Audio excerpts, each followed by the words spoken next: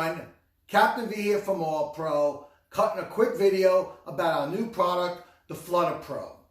It started about 2 years ago. I was in a tackle store and I noticed there was this big spoon. And I haven't really seen that type of spoon before. It surely wasn't a bunker spoon and it didn't look like something that I would troll.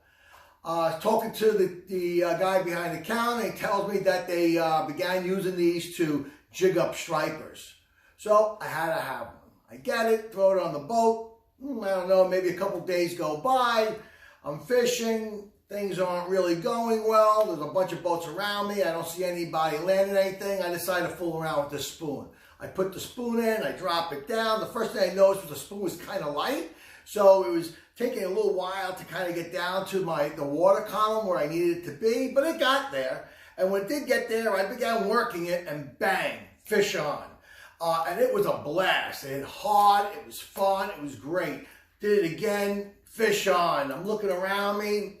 There were boats around me, but I'm the only one, getting hooked up. Now, the problem was, about 2 days after that, I noticed that the hooks on the spoon began to rust and really dull. I also noticed that the spoon itself began to rust. Now, I admit, I do not, take great care of my tackle. But I do expect my tackle, something relatively new, in this case brand new, to last a little while. But the spoon began to rust and there was some sort of laminate on that spoon. And that began to peel up and tear. So I decided to make something better. And here is the Flutter Pro. So this is what I did. Let's first start with the construction. The entire spoon, from swivel to hook, is stainless steel and rust resistant. We included a 175-pound dual rotating swivel, which means that swivel will rotate on the top and that swivel will rotate on the bottom.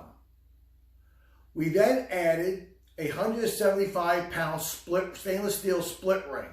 This way, there is nothing to rust here and we have plenty of strength to basically catch anything that we need.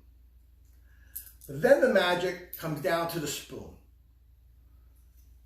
With the spoon, we decided to go and make an S bend in the spoon. And you can probably see it right there. Now, that S bend allows the spoon optimal action when you free spool it down and it flutters. And then when you bring it up, because of that S shape, again, we get crazy good fluttering action. I also noticed that it definitely controls any issues about the spoon spinning on you, which you really don't want on a jigging spoon, or a flutter spoon in this case, where you want to be able to jig the spoon and you want it to flutter and not spin.